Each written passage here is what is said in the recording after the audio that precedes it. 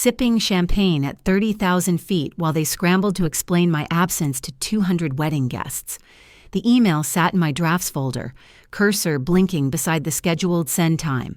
10 a.m., June 14th. 17 words that would detonate like a precision strike in their perfect world. Dear family, I won't be attending the wedding. I've decided to spend the day somewhere I'm actually wanted. Enjoy your perfect photos. Elena. I closed my laptop and checked the time.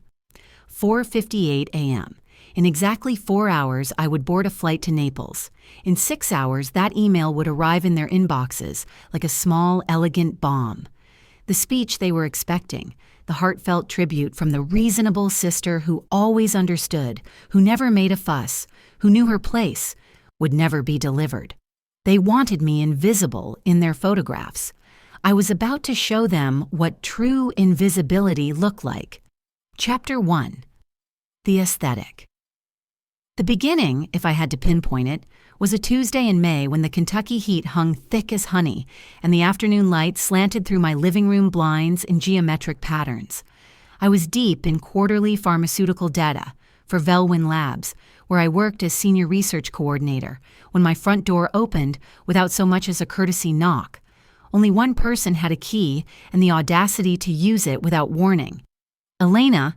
My sister's voice drifted through the apartment, saccharine sweet with that particular tone she reserved for waitstaff, social media partnerships, and moments when she needed something unreasonable. In here, I called, not looking up from my laptop screen where drug interaction charts demanded my complete attention. Gabriella materialized in my doorway, like a carefully curated Instagram post come to life. Everything about her screamed expensive effort masquerading as effortless perfection. The cream-wrapped dress that cost more than most people's rent, the honey blonde highlights that required monthly maintenance, the manicure in bridal blush that caught the light just so. She clasped her hands together in a gesture of feigned anxiety, her expression a master class in manipulation, equal parts faux concern and barely concealed smugness. "We need to talk about something," she announced, settling onto my couch with theatrical precision, smoothing her designer dress beneath her like she was posing for a magazine shoot. I saved my work and closed the laptop, my stomach already tightening with familiar dread. With Gabriella, conversations that began this way never ended well for me. "What's wrong?" I asked, though I suspected nothing was wrong for her. Something was simply inconvenient. "So Tyler and I had another meeting with the wedding photographer," she began, as though she were briefing me on international peace negotiations rather than party planning. "We've really refined the vision for the aesthetic we want." Aesthetic. In my family's vocabulary, that word had always been synonymous with Gabriella. "We're going for something really elegant and cohesive in all the photos," she continued, her voice gaining momentum. "Timeless, but elevated. You know how important the visual story is. These pictures will be everywhere.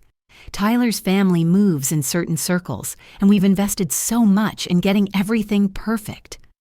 I waited, recognizing the circular pattern of her speech. She was building up to something, the way a cat circles its prey before pouncing. "The thing is..." She paused, lowering her lashes in an expression she'd perfected through years of mirror practice and ring lights.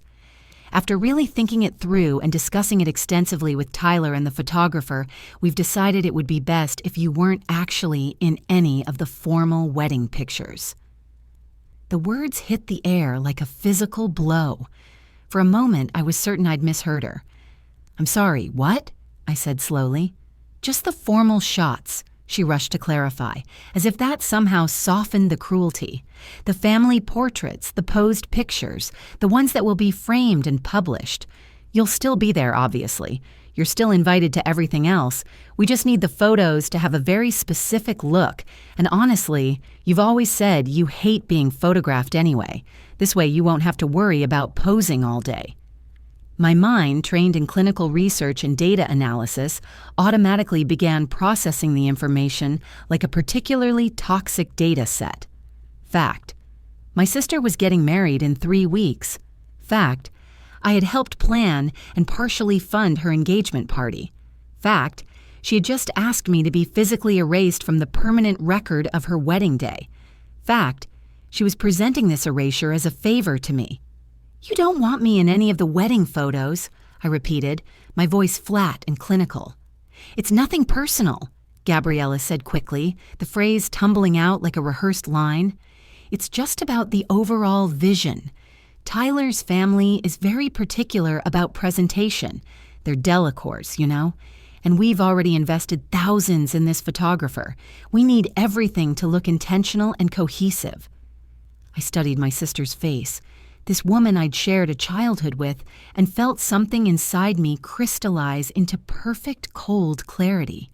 The truth had always been there, hovering just beneath the surface of our family dynamics. She had simply finally said it out loud. "I see," I said quietly. Gabriella's shoulders relaxed, mistaking my calm for capitulation. "I knew you'd understand. You're always so reasonable about these things. And honestly, Elena, you'll probably be more comfortable not having to worry about being camera-ready all day. You can just relax and enjoy the celebration." She stood, smoothing her dress. The conversation concluded in her mind. "Oh, and Mom wanted me to remind you about the speech at the reception. She's really counting on you to make it emotional and heartfelt. You know how good you are with words. She wants something that will make everyone cry, something about how I've always been such a wonderful sister, how supportive our family is, that sort of thing." I watched her glide toward the door, already mentally moving on to her next task, her next demand, her next moment of being the center of attention. "You're the best, Elena. Love you." The front door closed behind her with a decisive click, leaving me alone with the weight of what had just happened. I sat in the silence of my living room, staring at my laptop screen where pharmaceutical data waited with infinite patience, and felt the last thread of my tolerance finally snap. I reached for my phone and opened my banking app. The number that stared back at me represented 3 years of careful saving, of living modestly while my sister lived lavishly on our parents' generosity. I had been saving for a house, for my future, for security. But as Gabriella's words echoed in my mind, "It's nothing personal, just about the vision," a different kind of future began to take shape. If my family wanted a wedding without me in it, I would give them exactly that, completely. Chapter 2. The Architecture of Erasure. My phone buzzed 43 minutes after Gabriella left. A text from my mother, as predictable as sunrise. Gabriella filled me in about the photo situation. "So proud of you for being mature about it. It really is for the best, sweetie. Can't wait to hear your speech." Mature. The word they always used when they needed my compliance, my silence, my willingness to absorb their casual cruelty without complaint. I typed back, "Looking forward to the wedding." It was, in its way, the most honest thing I'd said to them in years. I opened my laptop, but instead of returning to pharmaceutical trials, I opened a new browser tab and typed, "Luxury Resorts, Amalfi Coast, Italy." As page after page of impossibly beautiful hotels loaded, terraced gardens cascading down cliffsides, infinity pools that seemed to drop into the Mediterranean, suites with private balconies overlooking azure waters. Memories began surfacing with painful clarity. This wasn't the first time my family had made me invisible. It was simply the first time they'd been explicit about it. I remembered my high school graduation. I had been valedictorian, had delivered a speech to nearly 2,000 people about perseverance and possibility. I wore my gold honor cords like armor, feeling for once that I was the star of my own story. But afterward, in the humid Kentucky afternoon, my mother had orchestrated the family photos with military precision. "Gabriella, sweetie, come to the center," she'd cooed, physically moving me aside with gentle but firm hands. "Elena, step back just a little. Turn your body slightly. You're blocking Gabriella's light. She looks so radiant today. We need to capture her good side." I had been the one holding the Diploma. Gabriella was a sophomore with a C average who had spent the ceremony texting under her graduation program. But in my mother's viewfinder, she was the natural centerpiece. The pattern continued through college. My biochemistry degree, earned summa cum laude, warranted a brief appearance by my parents who left early because Gabriella had a hair appointment. She simply couldn't reschedule for Elena's little ceremony. "We got some pictures," my father had said, patting my shoulder with distracted affection. "We'll celebrate properly later."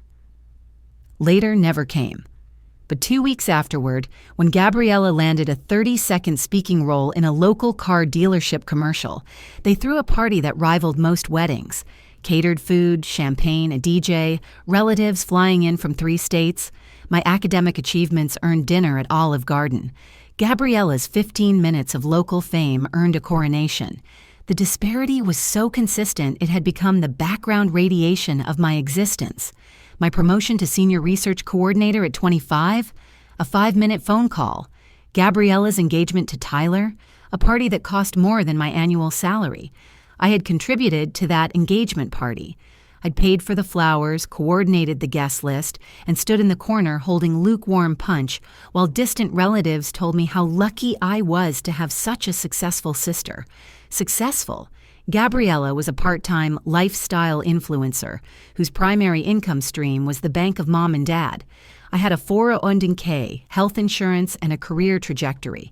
But in the economy of my family, success was measured in Instagram followers and photogenic moments. My phone buzzed again. Another text from my mother. "Also, sweetie, we're thinking you should wear something simple to the wedding. Navy or gray, maybe? Nothing too attention-grabbing. We want the bridal party colors to really pop." I stared at the message, my jaw clenching until my teeth ached. They wanted me not only absent from the photos, but invisible in person as well. A shadow in the corner, useful for labor but not worthy of notice. I clicked Book Now on a suite at Via Serenissima, a boutique hotel perched on the cliffs of Positano. The confirmation email arrived within minutes, along with a welcome message in elegant script. "Benvenuta, Signorina Carver. We look forward to making your stay unforgettable." Unforgettable. Unlike my role in my sister's wedding, which was designed to be entirely forgettable. Over the next 3 weeks, I would play the part they expected perfectly. I would be helpful, accommodating, and invisible.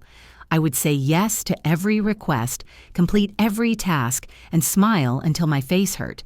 But on June 14th at 9:00 a.m., I would board a flight to Naples. And at 10 c.m., while they were frantically preparing for a ceremony that would begin in 6 hours, they would receive an email that would shatter their perfect aesthetic forever. Chapter 3. The Performance. The 3 weeks leading up to the wedding became a masterclass in compartmentalization. By day, I was the dutiful daughter and sister, responding to an endless stream of demands disguised as requests.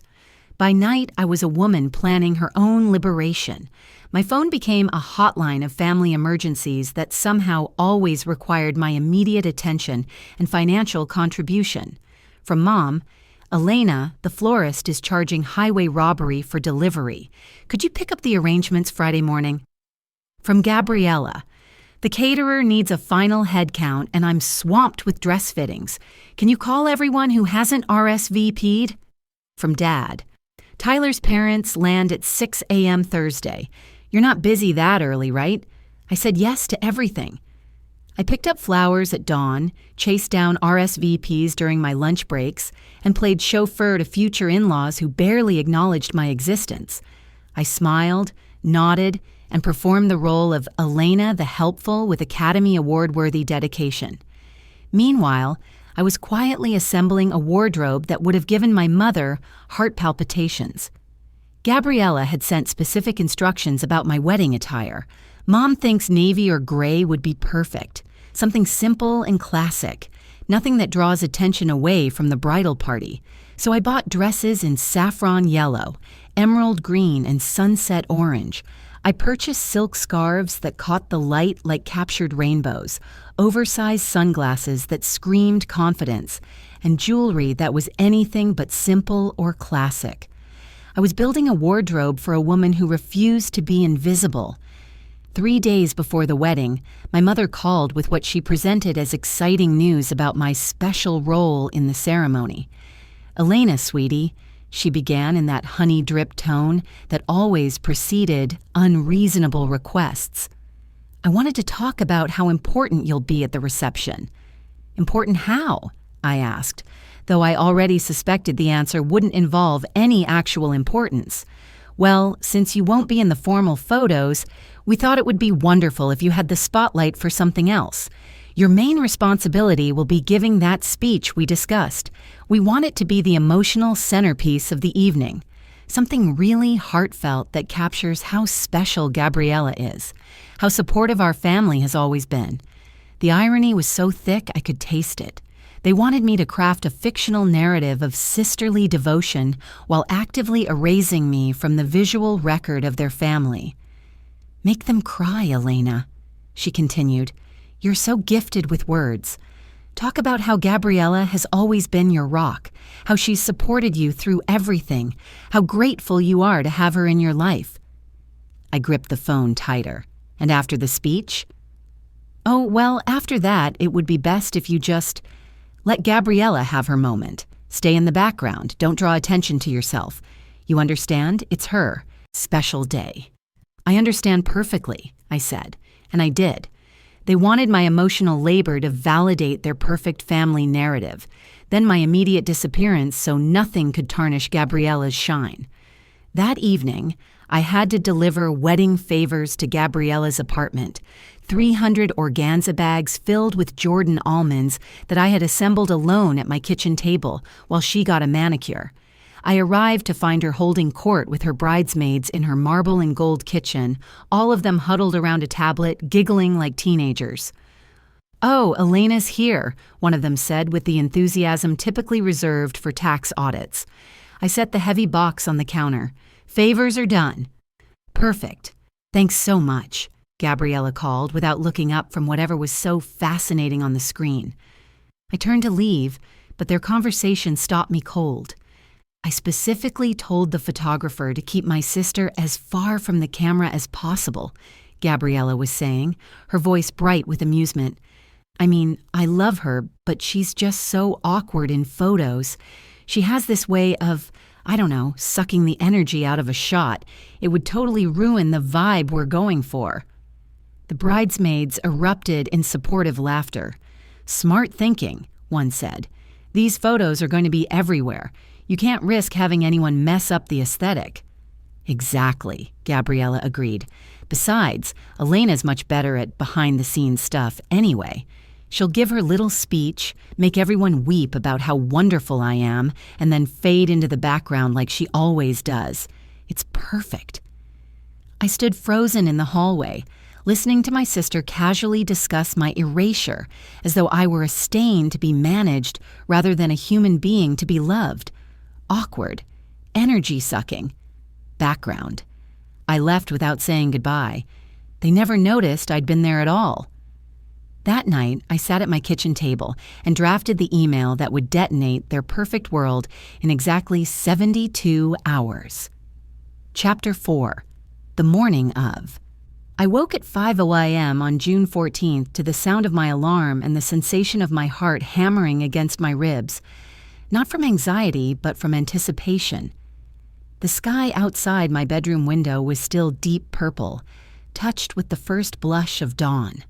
Somewhere across Louisville, my family was probably beginning their day of preparation. Hair appointments, makeup sessions, last-minute crises that would require immediate solutions. They were expecting Elena the fixer to arrive at 6:30 a.m. for setup duty. Instead, Elena the liberated was about to board a plane to Italy. My phone was already buzzing with messages. "Mom, 5:15 a.m. Don't forget, we need you at the venue by 6:30 for setup. Can you bring coffee? Gabriella wants iced oat milk lattes for the bridal suite." Gabriella, 5:22 a.m. "Where are you? Mom says you're not answering. The florist is late and we're freaking out. Get here now." I read each message with the detached interest of an anthropologist studying a foreign culture. Then I turned my phone to silent and slipped it into my carry-on bag. The car service I'd arranged pulled up at exactly 6 a.m. The driver, a kind-faced man in his 50s, helped me load my suitcase into the trunk. "Airport?" he confirmed.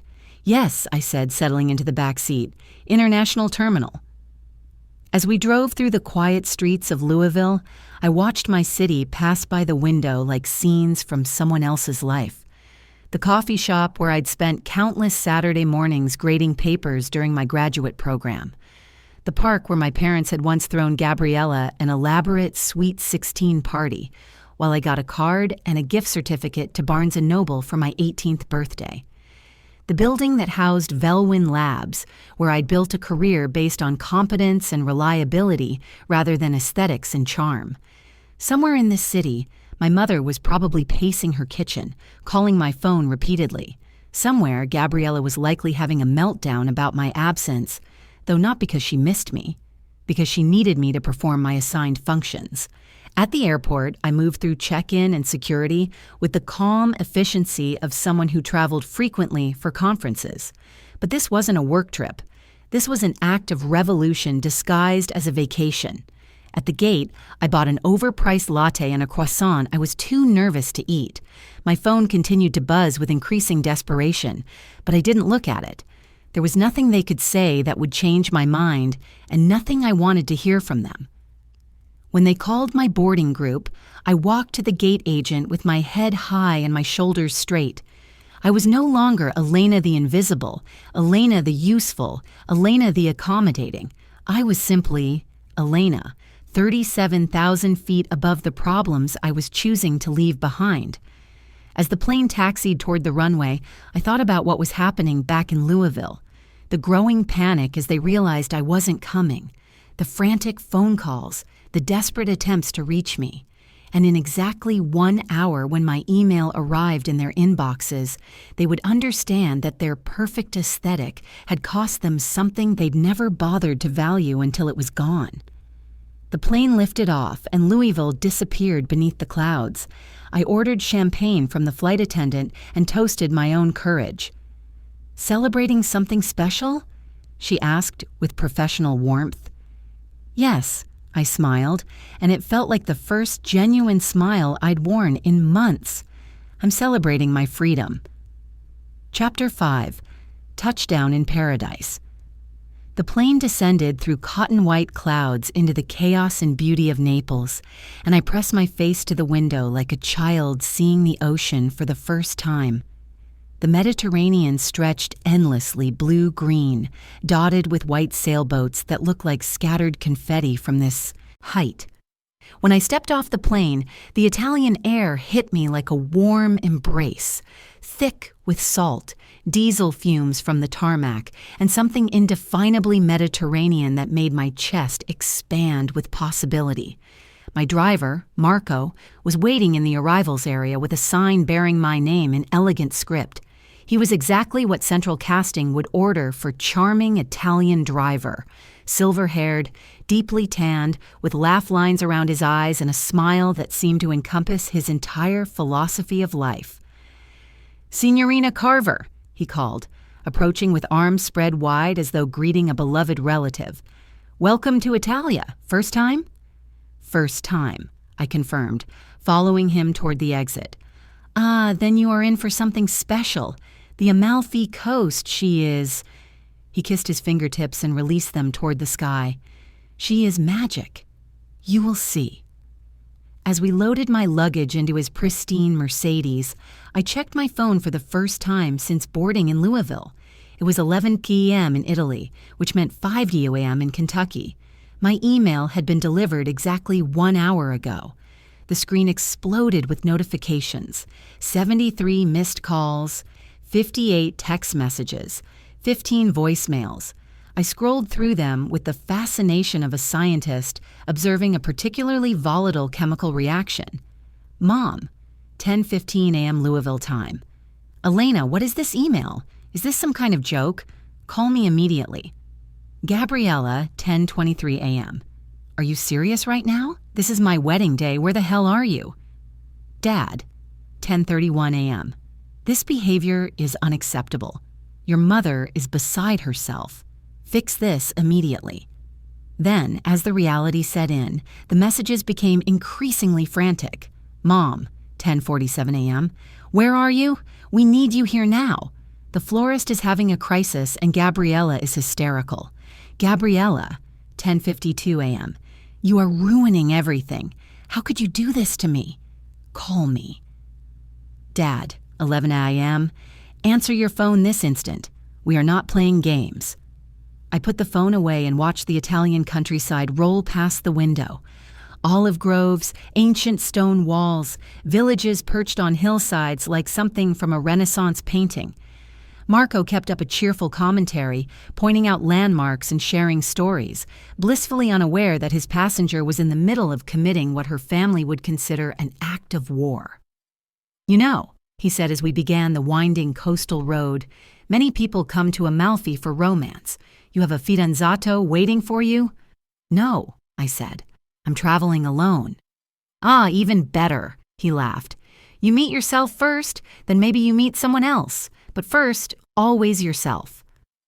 The wisdom of it hit me like a small revelation. I was meeting myself, the version that existed outside my family's narrow definitions, the Elena who didn't have to earn her space in photographs or apologize for her existence. When we crested the hill and the full glory of the Amalfi coast spread before us, I actually gasped. Cliffs plunged dramatically into water, so blue it seemed artificially enhanced, while pastel villages clung to the rocks like colorful barnacles. Terraced gardens cascaded down the mountainsides, and everywhere the light had a quality I'd never seen before, golden and crystalline and somehow alive.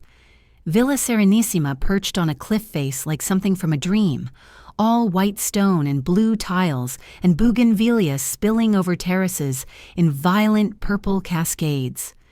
My suite was a sanctuary of cool marble and crisp linens, but it was the balcony that stole my breath entirely. I walked to the stone railing and looked out over an infinity of blue. The sea stretched to the horizon, unmarked by anything but the occasional yacht or fishing boat. Below, the hotel's infinity pool seemed to drop directly into the Mediterranean, creating an optical illusion that made the boundary between earth and sea disappear.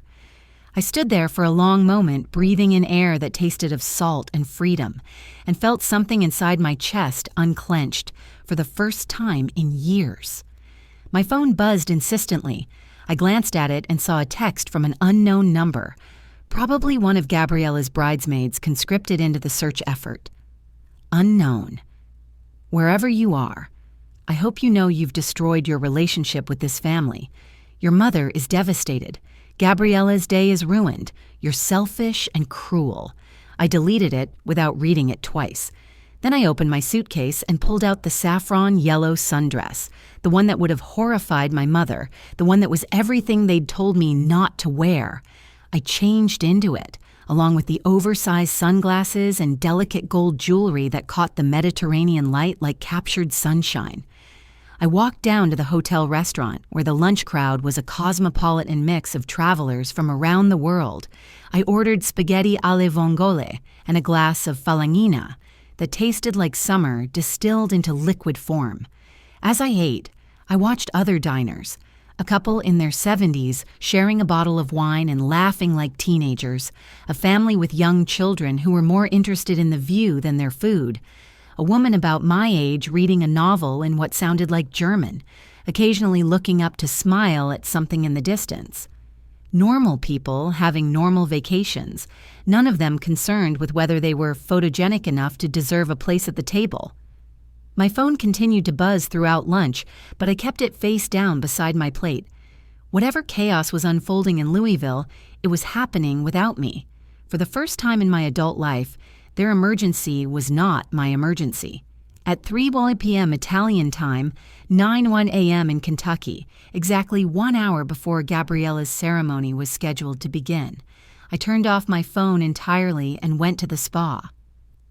Chapter 6: The Reckoning. The spa at Via Serenissima was a temple to tranquility, all soft lighting and the sound of water, trickling over stone. I had booked a full-body massage, and as I lay face down on the table while skilled hands worked knots from my shoulders I didn't even know I'd been carrying, I finally allowed myself to imagine what was happening back home. The ceremony would be starting in exactly 1 hour. Guests would be arriving, taking their seats in the elegant church my parents had chosen. The photographer would be setting up his equipment, checking light and angles for the perfect shots that would document Gabriella's perfect day. And somewhere in that church, there would be an empty space where I was supposed to be standing. Not in the photos, of course. I'd been specifically excluded from those.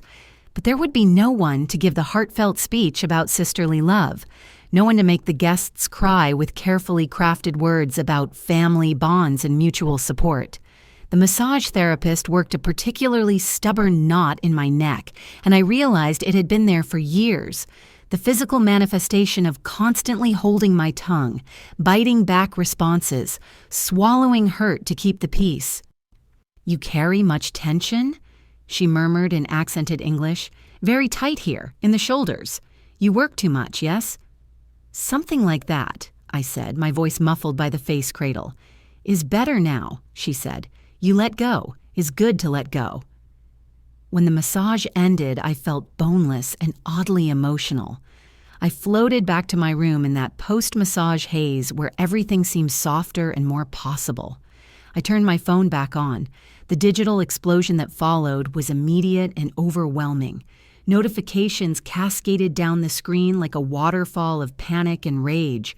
127 missed calls, 89 text messages, 23 voicemails. I poured a glass of Prosecco from the welcome bottle and settled onto my balcony to read through the carnage. The messages told a story of escalating crisis. Mom, 1:30 p.m. Louisville time. Elena, people are arriving and asking where you are. We've told them you're sick, but this is getting harder to explain. Gabriella, 1:45 p.m. The photographer is asking about family photos. What am I supposed to tell him, that my sister abandoned me? Dad, 2 p.m. This tantrum has gone far enough. Get here immediately. Then, as the ceremony time approached, Mom, 2:30 p.m. The minister is asking about your reading. Elena, you have to call me back. Gabriella, 2:45 p.m. I can't believe you're doing this. Everyone is staring at me, wondering where you are. You've humiliated our entire family. Unknown number, 3:00 p.m. This is Tyler's mother. I don't know what's happening, but your absence is causing quite a scene. Very unprofessional. But it was the voicemail from my mother, left at 3:30 p.m. Louisville time, just as the ceremony would have been ending, that told me everything I needed to know about how the day had unfolded. Her voice was strained, barely controlled. Elena, I don't know what kind of breakdown you're having, but you've ruined your sister's wedding day. Gabriella is devastated. She had to explain to 200 people why her own sister wasn't there to support her. The photographer had to completely redo the family portraits. People are talking, Elena. They're asking questions about what kind of family we are. You need to fix this immediately. I listened to it twice, waiting for any note of concern for my well-being, any question about why I might have felt compelled to disappear. There was none, only anger that their performance had been disrupted. I deleted the voicemail and opened Instagram. Gabriella had already posted photos from the ceremony. She looked stunning, of course, radiant in her designer gown, Tyler handsome beside her in his tailored tuxedo. The church was decorated like something from a magazine spread, all white roses and candlelight. But I could see the strain around her eyes, the tightness in her smile that spoke of a day that hadn't gone according to plan. The comments were telling, beautiful ceremony, but where was your sister? Didn't Elena give a speech? I was looking forward to that. Hope everything's okay with your family. Gabriella hadn't responded to any of the questions about my absence. I closed the app and took a long sip of Prosecco, watching the sun begin its descent toward the horizon.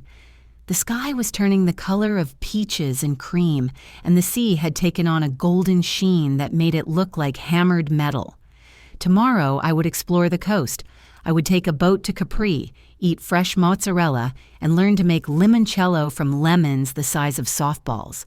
I would hike the path of the gods and swim in hidden coves where the water was so clear I could see to the bottom. But tonight, I would sit on this balcony with my wine and my freedom and toast the woman who had finally chosen herself over their comfort. Chapter 7. Living in Color. The week that followed unfolded like a series of watercolor paintings, each day bleeding into the next in washes of blue sea and golden sunlight. I woke each morning without an alarm, letting my body find its natural rhythm for the first time in years. Room service brought breakfast to my balcony, fresh fruit that tasted like it had been kissed by the Mediterranean sun, pastries that crumbled like sweet clouds, and coffee so perfect it redefined my understanding of the word. On my second day, I joined a small group for a cooking class in a restored villa perched high above Positano. Our instructor, Nonna Francesca, was a woman in her 70s with silver hair pinned back severely and hands that moved like dancers when she talked about food. "You cannot make good pasta with a heavy heart," she announced to our group of 8 as we gathered around the marble work surface. "The dough, she knows if you are sad. She knows if you are angry. You must cook with amore, always amore." As we learned to make orecchiette from scratch, rolling the little ears of pasta with thumbs, I found myself laughing more freely than I had in months. My pasta was lumpy and uneven, nothing like the perfect specimens Nonna Francesca produced with effortless grace, but she clapped her hands in delight when she tasted it. "Brava!" she exclaimed. "You see? When you cook with joy, even the imperfect pasta tastes like heaven." I thought about my family's obsession with perfection, with aesthetic control, with managing every detail to create an illusion of flawless happiness. Here, imperfection was celebrated, authenticity was valued over appearance, and joy was considered the most important ingredient. My phone had been mercifully quiet since that first day. I had turned off all notifications except for true emergencies, and apparently my family's crisis didn't qualify. Or perhaps they had finally realized that their usual tactics, guilt, manipulation, and emotional blackmail, were powerless when their target was 6,000 miles away and finally free. On day 3, I took a boat tour along the coast. Our captain, a weathered man named Giuseppe, who looked like he'd been carved from the same stone as the cliffs, navigated us into hidden grottos where the water glowed electric blue, and the only sounds were the gentle lapping of waves and the echo of our voices off the cave walls. "This is the Grotta dello Smeraldo," he explained as we floated in water so clear it seemed like liquid crystal. "The Emerald Grotto. The light comes through an underwater opening, creates this magic color. Is very romantic, no?" He winked at me, and I found myself blushing like a teenager. When was the last time someone had flirted with me without knowing my family history, without the baggage of being Gabriella's sister weighing down the interaction? "Very romantic," I agreed, and meant it. That evening, I chose the emerald green dress, the one that matched the grotto's magical light, and went to dinner at the hotel's Michelin-starred restaurant. The maitre d' didn't bat an eye at my solo reservation, seating me at a prime table overlooking the water with the same attention he would have given a party of 6. The tasting menu was a revelation, each course a small masterpiece that told a story about the region, the season, the chef's passion for his craft.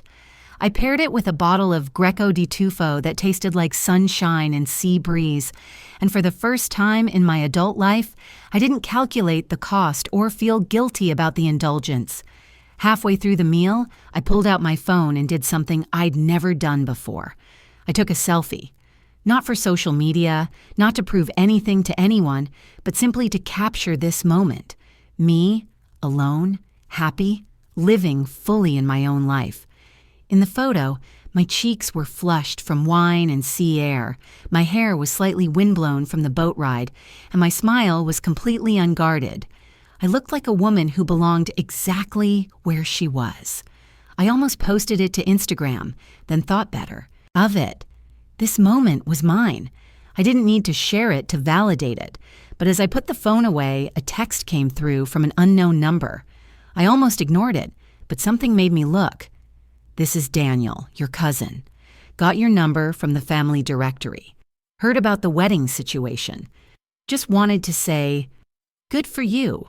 They've treated you like garbage for years. Enjoy Italy. You deserve it."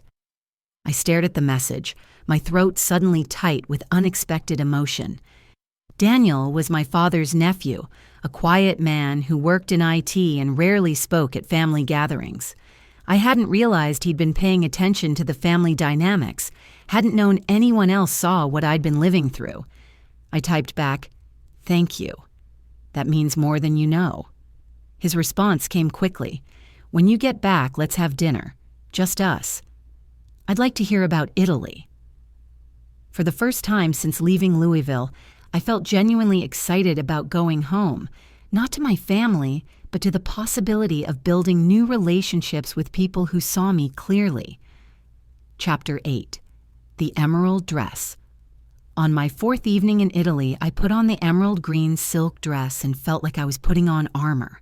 Not the defensive kind I'd worn for years to protect myself from my family's casual cruelties, but the confident kind that warriors wear when they know they're fighting for something worth defending. The dress was everything my mother would have hated: bold, attention-grabbing, unapologetically beautiful. It caught the light when I moved and made my eyes look like sea glass. I paired it with heels that made me tall enough to see over crowds and jewelry that sparkled like captured starlight. I was getting ready for dinner when my phone buzzed with a call from a Kentucky number I didn't recognize. Against my better judgment, I answered. "Elena?" The voice was hesitant, female, vaguely familiar. "Yes?" "This is Sarah, Gabriella's maid of honor. I got your number from your mom. Look, I don't know what happened between you and your family, but I wanted you to know that the wedding was... well, it was awkward without you there." I waited, saying nothing. "People kept asking where you were," she continued, "and when it came time for the speeches, there was this weird gap where yours was supposed to be. Gabriella tried to play it off, but you could tell she was rattled. The whole thing felt incomplete." "I'm sorry you felt that way," I said, though I wasn't sorry at all. "The thing is," Sarah pressed on, "I heard about the photo situation from one of the other bridesmaids, about how they didn't want you in the formal pictures. And honestly, Elena, that was pretty messed up." I blinked in surprise. This was the first acknowledgement from anyone in their circle that my family's behavior had been inappropriate. "I just thought you should know," she said, "that not everyone agreed with how you were treated. Some of us think you had every right to be upset." After I hung up, I sat on my balcony with a glass of wine, processing this unexpected validation. It shouldn't have mattered what Gabriella's friends thought, but somehow it did. For so long, I'd been gaslit into believing I was too sensitive, too dramatic, too difficult. Hearing someone else call my family's behavior messed up felt like being handed proof that I wasn't crazy. I went to dinner feeling lighter, more confident. The restaurant was bustling with the kind of international crowd that made the Amalfi Coast feel like the center of the world. I was seated next to a couple from Germany who were celebrating their 30th anniversary and across from a solo traveler from Australia who was writing a novel about second chances. "What brings you to Italy?" the German woman asked as we shared a bottle of local wine that appeared at our table without anyone ordering it, apparently a gift from the chef. "I'm celebrating my independence," I said, and realized it was the perfect way to describe what I was doing. "Ah, divorce?" she asked with the directness of someone who'd lived long enough not to dance around difficult topics. "Something like that," I said. "I divorced my family." The Australian writer looked up from her notebook with interest. "That's a story I'd like to hear." So I told them. Not everything, but enough. About the wedding I'd been uninvited from photographically, about the years of being edited out of family memories, about the morning I chose Italy over invisibility. Good for you, the German woman said firmly when I finished. Family is not just blood. Family is people who see you and value you. If your blood relatives cannot do this, then you must find your real family elsewhere. The Australian woman was scribbling notes furiously. Would you mind if I used elements of this story? Obviously fictionalized, but the themes are incredible. The idea of choosing visibility over belonging? It's powerful. I thought about it. My story, transformed into fiction, reaching other people who might be struggling with similar choices. I'd be honored, I said.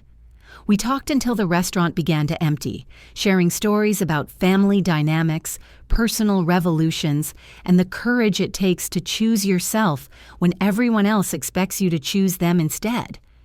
When I finally returned to my room, I felt energized rather than tired. I opened my laptop and began to write. Not the careful, measured emails I sent for work, but something raw and honest about the experience of disappearing from your own life and finding yourself on the other side of the world.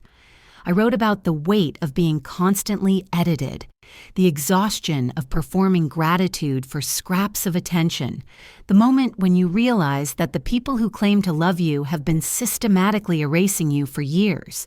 And I wrote about the view from this balcony, about the freedom of existing without apology, about the radical act of choosing yourself, when everyone else has written you off as a supporting character in their story. I didn't know what I would do with what I'd written. Maybe nothing, maybe everything. But for the first time in my life, my words belonged entirely to me. Chapter 9. The Return. The flight back to Louisville felt like traveling between two different universes. I sat in my window seat watching the Mediterranean disappear beneath clouds and felt the weight of my old life waiting for me like a heavy coat I'd have to put back on. But I was different now. The woman who had boarded a plane in panic and desperation a week ago had been replaced by someone who had learned the difference between being alone and being lonely, between invisibility and independence. My phone, which I'd kept mostly silent during my week in Italy, came alive as soon as we landed in the States. The messages weren't as frantic as they'd been on the wedding day, but they were persistent. Mom. Elena, we need to talk. This has gone on long enough. Gabriella. I don't understand why you hate me so much. Can we please just fix this? Dad, your behavior has been completely unacceptable. You owe your family an apology. I read them with the detached interest of an anthropologist studying a foreign culture. The entitlement in every message, the complete lack of self-reflection, the assumption that I was the one who needed to make amends. It was almost fascinating in its consistency. I drove home from the airport through familiar Louisville streets that looked smaller somehow, less significant than they had a week ago. My apartment felt foreign too, like a museum exhibit of the life I'd been living before I remembered I had choices. I was unpacking my suitcase, hanging the emerald dress next to my old work clothes like a flag of rebellion in a closet full of camouflage, when someone knocked on my door. I looked through the peephole and saw my mother standing there, her face set in the expression of controlled fury she'd perfected over decades of managing family crises. I opened the door, but didn't invite her in. Well, she said, pushing past me anyway, I hope you're satisfied with yourself. Hello, Mom, I said calmly. Italy was beautiful. Thank you for asking. Her face flushed red. Don't you dare be flippant with me. Do you have any idea what you've done? Gabriella's wedding was completely disrupted. People are still talking about it. We've had to explain your absence to everyone we know. What did you tell them? I asked with genuine curiosity. That you had a nervous breakdown, she snapped. What else could we say? That our daughter is so selfish and vindictive that she abandoned her sister on the most important day of her life? I nodded slowly. So you lied to cover up the fact that you told me I wasn't photogenic enough to be in the family photos. It wasn't about being photogenic, she exploded. It was about the overall aesthetic. Gabriella wanted everything to be perfect, and you... She stopped herself, but the damage was done. And I what? I prompted. Ruined the aesthetic just by existing? She looked away, unable to meet my eyes. You're twisting everything. We never said you couldn't be at the wedding. We just thought it would be better if I stayed invisible, I finished. If I did the work and gave the speech and then disappeared so nothing could distract from Gabriella's perfection. You're being dramatic, she said, but her voice lacked conviction. Am I? Mom, you've been editing me out of family photos for 20 years. You left my college graduation early for Gabriella's hair appointment. You threw her a party for a local commercial, but took me to Olive Garden for getting a promotion. This wasn't about one day. This was about a lifetime of being treated like I matter less than she does. My mother's face crumpled slightly, and for a moment I thought I might have gotten through to her. Then she straightened her shoulders and lifted her chin. Gabriella has always been more social, she said. More outgoing. She needs more support because she's more sensitive. You've always been independent, successful on your own. We didn't think you needed as much attention. The logic was so twisted, it took my breath away. Because I was competent, I deserved less love. Because I didn't demand the spotlight, I should be grateful for shadows. Because I could succeed without their help, I didn't deserve their celebration. I needed your love, I said quietly. I needed to feel like I mattered to you as much as she does. But you made it clear that my value was in what I could do for her, not in who I am. You're our daughter, my mother said desperately. Of course you matter. But family means making sacrifices for each other. It means putting aside your own feelings for the good of the group. No, I said. That's not what family means. That's what dysfunction means. Family should be a place where you're loved unconditionally, not where you have to earn your worth by being useful. She stared at me like I was speaking a foreign language. So what now? She asked. You're just going to throw away your entire family over some wedding photos? I'm not throwing anything away, I said. I'm choosing to stop participating in a dynamic that requires me to make myself smaller so Gabriella can feel bigger. Your father doesn't want you in the house until you apologize, she said, playing her final card. Then I guess I won't be in the house, I replied. She left without saying goodbye, and I stood in my apartment feeling simultaneously empty and full. Empty of the family I'd thought I had, but full of the possibility of becoming who I actually was without their constant editing. Chapter 10. Building a New Life. The months that followed were a study in contrasts. Professionally, I thrived like never before. Without the constant drain of family drama and the emotional labor of managing their crises, I had energy to invest in my career at Velwyn Labs. I spearheaded a new clinical trial, published a paper that got noticed in industry journals, and was promoted to Director of Research Development. Personally, I was learning what it meant to exist without apology. I joined a book club at the local independent bookstore, where I met people who knew nothing about my family history and liked me for my insights into contemporary fiction. I started taking Italian lessons, partly because I was planning to return to the Amalfi Coast, but mostly because I loved the way the language felt in my mouth, musical and confident and completely mine. I had dinner with my cousin Daniel, as promised, and discovered that he'd been watching the family dynamics with growing dismay for years. I always wondered why you put up with it, he said over pasta at a small Italian restaurant that reminded me of my cooking class with Nonna Francesca. The way they treated you like the help instead of a daughter. I wanted to say something, but it seemed like you'd made your peace with it. I thought I had, I said. I thought being useful was the same as being loved.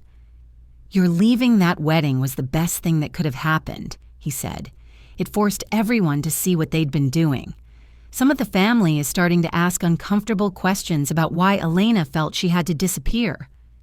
Social media became an unexpected source of validation. My Italy photos had generated comments from friends and acquaintances who'd never spoken up before about my family's treatment of me. College friend, I always thought your family overlooked you. Good for you for choosing yourself. Coworker, you look so happy in these photos. Whatever you did, keep doing it. High school acquaintance, I remember your graduation speech. You were always the smart one, but they never seemed to notice. Glad you're finally getting the recognition you deserve." It was like discovering that I'd had witnesses to my erasure all along, people who'd seen what was happening but hadn't known how to address it. 6 months after the wedding, I got a call from Gabriella. I almost didn't answer, but curiosity won out. "Elena?" Her voice was smaller than I'd ever heard it, uncertain and almost childlike. "Yes. Can we talk? In person? Please?" We met at a coffee shop downtown, neutral territory. Gabriella looked different, older, less polished. Her makeup was minimal, her hair pulled back in a simple ponytail instead of the elaborate styles she usually favored. She looked, for the first time in years, like an actual person instead of a carefully curated image. "Tyler left me," she said without preamble, staring into her untouched latte. I waited. He said what we did to you showed him something about my character that he couldn't live with.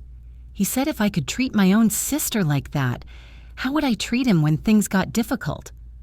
"I'm sorry," I said, and I meant it. I didn't love Gabriella anymore. That feeling had been slowly suffocated over years of mistreatment. But I didn't hate her either. She was just someone I used to know who'd made choices that revealed who she really was. "He kept asking me to apologize to you," she continued. "To really apologize, not just say, 'Sorry you felt hurt.' He wanted me to understand what I'd done wrong, but I didn't. I couldn't." She trailed off, tears starting to leak from her eyes. "You couldn't see it," I finished gently. "I still can't," she whispered. "I mean, I know you're upset, but I don't understand why you had to make such a big deal about it. It was just photos, Elena. Just one day. Why couldn't you just go along with it?" And there it was. Even now, even after losing her marriage over it, she still couldn't understand that asking someone to erase themselves for your comfort was cruel. She still saw my refusal to disappear as the problem, not her demand that I do so. "I can't help you understand," I said. "That's work you'll have to do yourself." "So that's it?" she asked desperately. "We're just done? Forever?" I looked at my sister, this woman I'd spent 32 years trying to please, trying to support, trying to love despite her inability to love me back in any meaningful way. "I don't know," I said honestly. "Maybe someday you'll figure out why what you did was wrong. Maybe someday you'll be capable of a real apology, one that doesn't center your feelings or ask me to minimize the harm. But until then, yes, we're done." I left her crying in the coffee shop and walked out into the Louisville sunshine, feeling lighter with every step. Chapter 11. Full circle 1 year to the day after Gabriella's wedding, I boarded another plane to Italy. This time there was no secrecy, no scheduled emails, no family crisis to escape. I had simply booked a vacation to celebrate the anniversary of choosing myself, and I'd told everyone who mattered where I was going. I chose a different hotel this time, in a smaller town further down the coast. The room was simpler but had the same kind of balcony I'd fallen in love with. Stone railing, infinite sea, sky that seemed to go on forever. On my second evening, I was having dinner at a small trattoria when a man at the next table struck up a conversation. He was American, a photographer from San Francisco who was documenting the fishing villages along the coast. He had kind eyes and an easy laugh, and when he asked if I was traveling alone, I said yes with pride instead of defensiveness. "That takes courage," he said. "Solo travel to Italy. Are you celebrating something?" "My independence," I said, the same answer I'd given the year before, but with deeper meaning now. We talked through dinner and into the evening, sharing stories about family dynamics, creative pursuits, and the courage it takes to build a life on your own terms. When he asked for my number, I gave it to him, without hesitation. His name was Marcus, and over the next few days he showed me his Italy, the working fishing boats at dawn, the ancient churches tucked into hillsides, the family restaurants where tourists never went.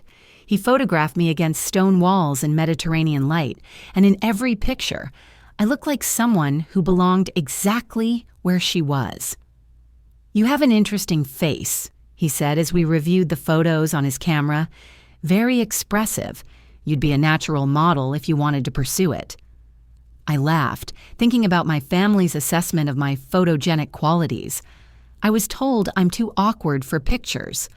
"By whom?" he asked with genuine confusion. "You're one of the most naturally photogenic people I've ever met. You have this quality of presence, like you're completely comfortable in your own skin."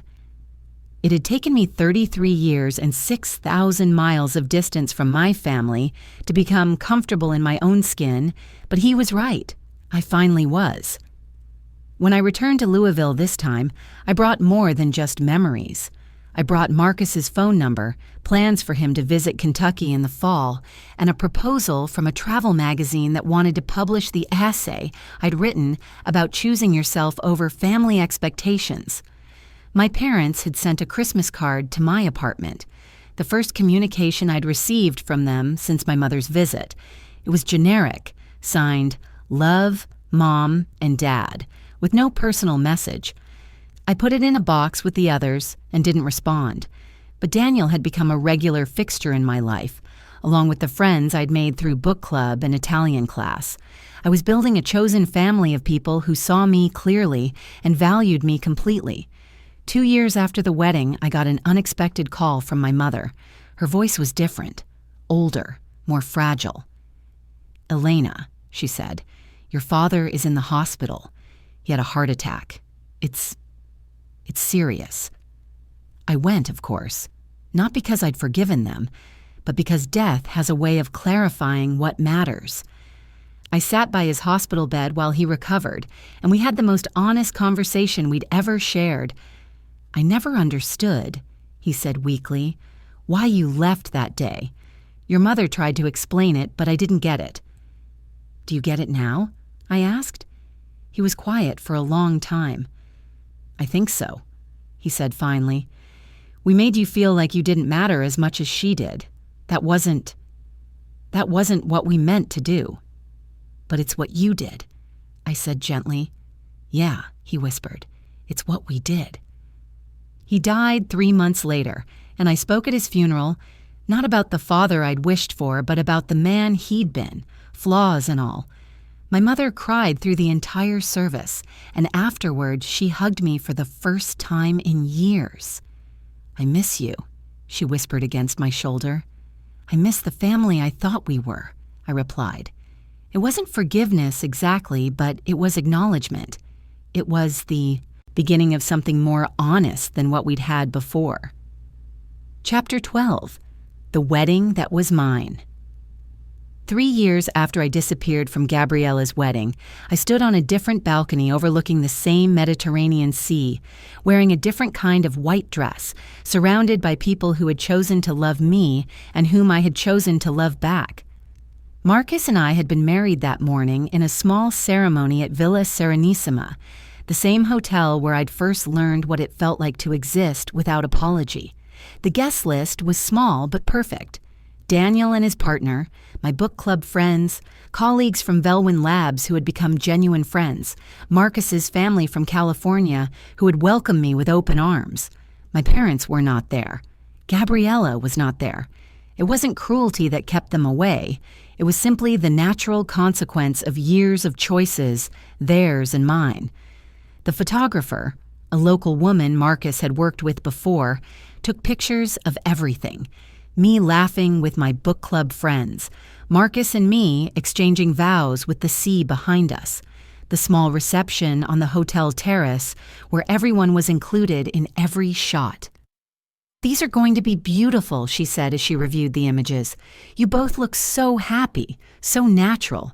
It's like you're glowing from the inside."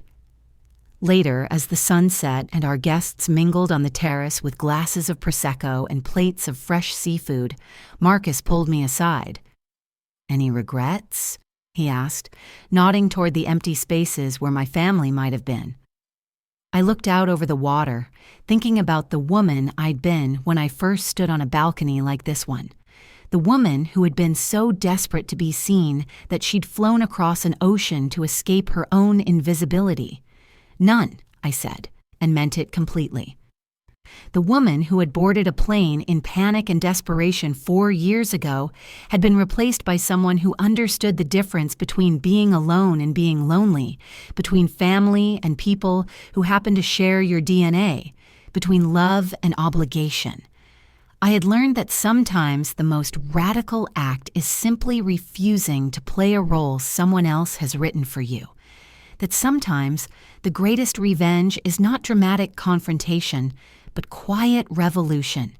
The revolution of living well, of choosing yourself, of building a life so full and rich that the people who tried to diminish you become irrelevant to your happiness.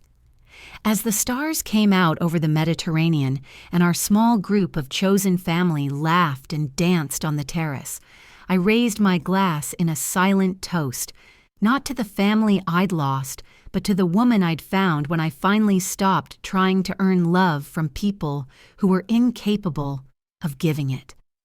The view from here was perfect. Epilogue. The art of being seen. 5 years later, I received an envelope in the mail with familiar handwriting. Inside was a wedding invitation.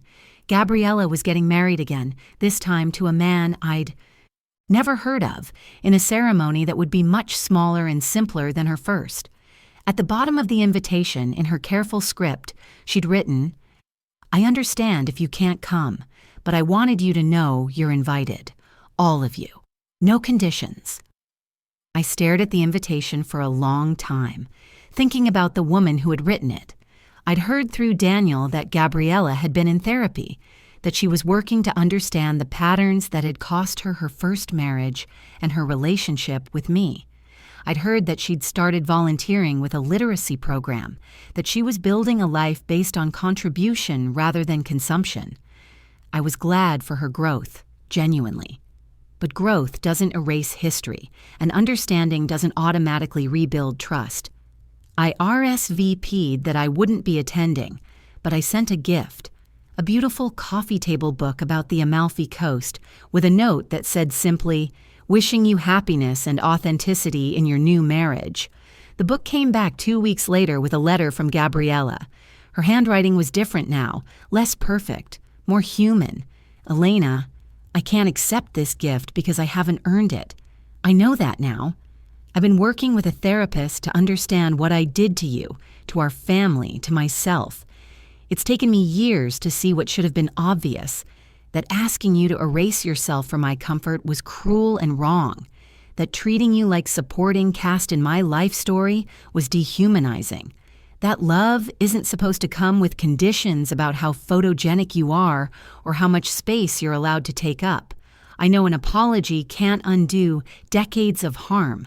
I know that understanding what I did wrong doesn't automatically repair what I broke. But I wanted you to know that I see it now. I see you now. I see the sister I had and lost because I was too selfish and shallow to value what was right in front of me. I don't expect forgiveness. I don't expect a relationship. I just wanted you to know that the work you've done to build a life without us hasn't gone unnoticed. I follow your career from a distance, and I'm proud of what you've accomplished.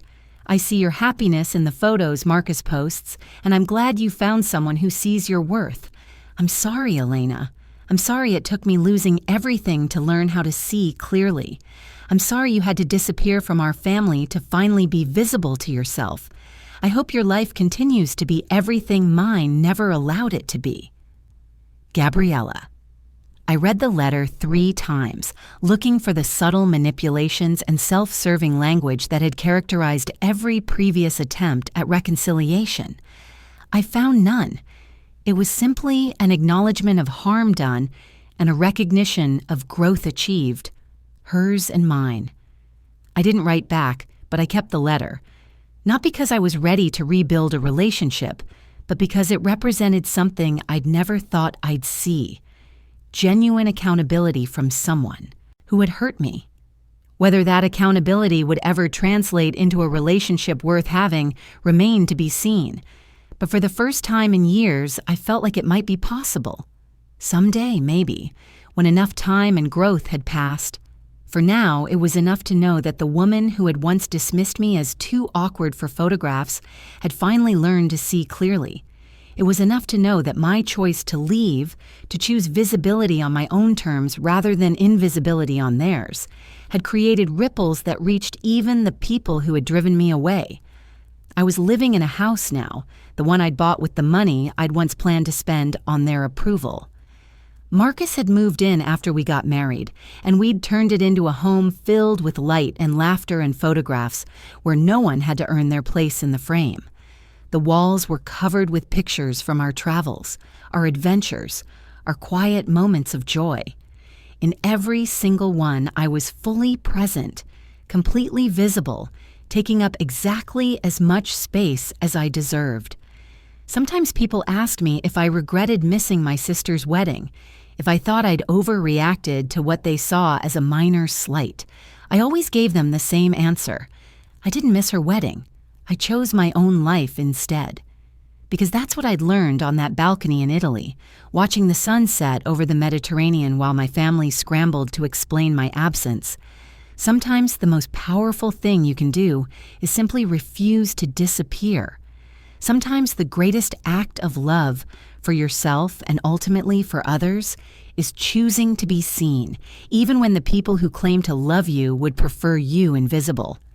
I had spent 32 years trying to earn a place in my family's photographs.